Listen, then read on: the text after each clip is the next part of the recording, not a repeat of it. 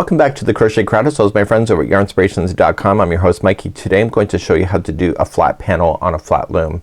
So what we have here is that we've been doing going back and forth across. So we've been zigzagging across and all the fun stuff.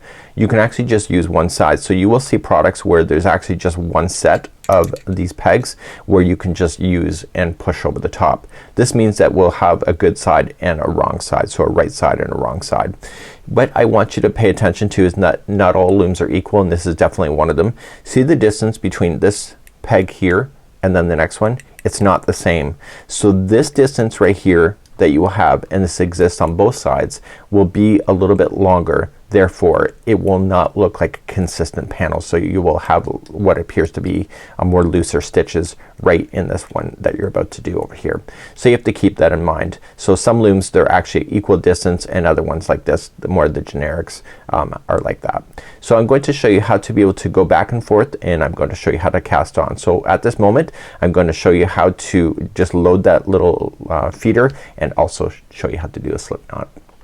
With a piece of wire or floral wire or anything like that, what you want to do is just grab your yarn that you would like to do and sandwich it in between the wires right to the end.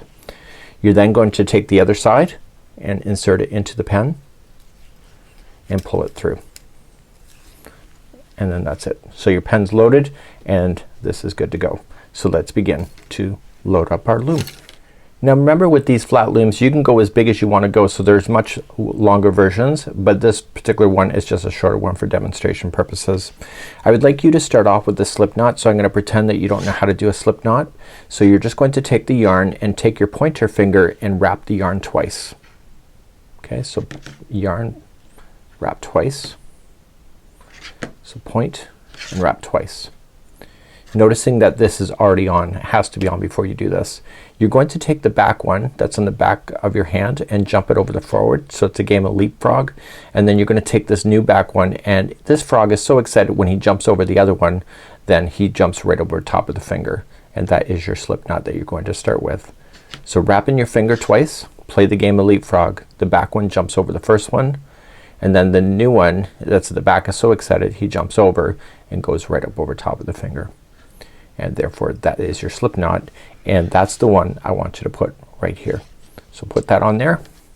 So let's just do some fun. I am going to turn around just to make sure that you understand that you can do that. So you can go literally from one peg all the way to the other and stop, and then go back in the opposite direction. So you can use the entire thing. So when you're looking at those longer looms you can see that you can get double the length out.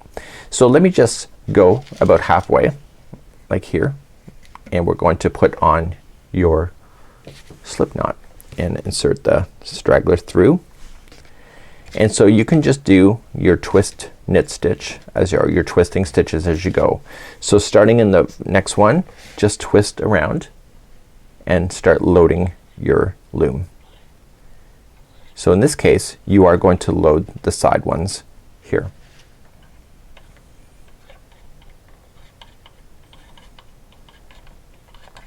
And you can go as long as you want to. It's up to you. Let's just stop here. So I'm going to say, okay, this is going to be my flat panel, and let's begin the next step. So as we start the next section, the next row we cannot wrap this one because it's where we are. So when we go to start the next one here, this is going to be having two ones, but when we come back to here in the future we will be able to wrap that last one, so we will be able to wrap the last one here. So let's just show you. So you're just going to move to your first one that's available to you, and you're just gonna wrap in the opposite direction.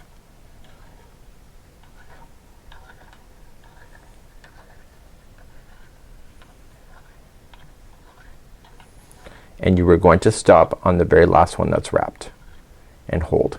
And that'll be the very first one that you were going to knit with. So using your thumb just to kind of stabilize it and take the bottom over the top. And once you stabilize it you can just safely let things go and it should not unravel. So turning the loom any way that you wish, you're going to take the bottoms over the top. Now that they're all just have one loop left, you can restart and pick up your loom feeder, and again the first one just make sure they're pushed down slightly. So the first one you cannot wrap, so you're just gonna immediately jump to the second and start wrapping in the opposite direction. So this time you are going to be able to wrap that last one. Okay, and then that's the first one that you're going to be able to knit with, and you'll do that all the way through. So all you just need to do is go back and forth on this concept, and the knitting is growing, and the good side is going to be appearing on the outside of the loom, and then the wrong side, so the right side is going to be appearing to you and the wrong side will be on the interior, just like this. So my last advice to you, if you don't have to turn around a loom like that, so if I wouldn't just shift and just keep one side, it would have been easier, and it would have also been easier if I would have just used a longer loom if I needed a certain amount of distance that was bigger to prevent me from doing the circle turn. So that's something that you have to decide for yourself. So that's it for today. We hope you have a good one, and I'll see you again next time. We have a flat panel on a flat loom, so we, instead of going back and forth, we have the interior that is empty like this, and so we need to bind off this section. To do that, we're going to start right where we finished, and we're going to then take this yarn and we're going to come on the outside and then just loosely come back on the inside. It's called a U-stitch, and don't be too tight with it. So you're just going to take the bottom over the top like that, and now you are going to take the bottom one here, the only one that's left, and move it to the first one. You're now going to take the new bottom one and go up over the top, and now you're going to take that one and move it back. I'll show you again the process is the same. So you're gonna take this and U-stitch it around the next one. So it's gotta be a little bit taut but not too tight, and you're going to take the bottom one over the top. You are now going to take this one and put it over here. And now you're gonna take the bottom over the top. And now you're gonna take this one and put it back. Okay, so just taking, wrapping in front with the U-stitch. So you take the bottom over the top. You take this one and move it over. You take the bottom and you go up over the top, and then you take this one and move it back. And I want you to do that one more all the way across, except for the last one. I'll meet you there. So just to recap one last time, you wrap the next one, knit it, take that one, push it over, take the bottom and knit it over the top, and take this one and move it back. Please do this all the way across. I will see you at the end of this. So I'm about to have a happy ending with my bind off. It's the very last one, so you are going to stitch the next one. So you wrap it in and then over, and then the bottom over the top.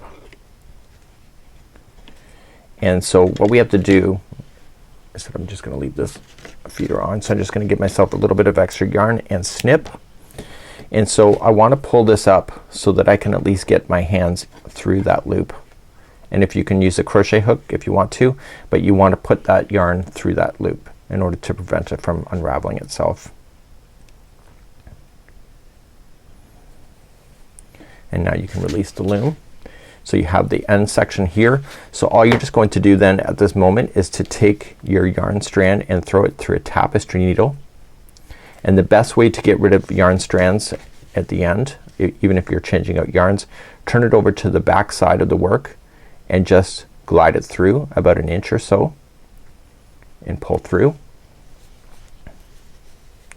This is a really chunky yarn. Okay, so you're gonna pull through, and when you pull through, don't change the shape of it. So be taut, but do not over pull. And now you're gonna go back in the other direction. Make sure the needle comes out of the back side of your project, and then back one more time across. So you want to go back and forth 3 times, and that will prevent your project from unraveling itself. and you will want to do that with the starting strands like this. So this is here is called the bind off, and that's something that you can do with these looms.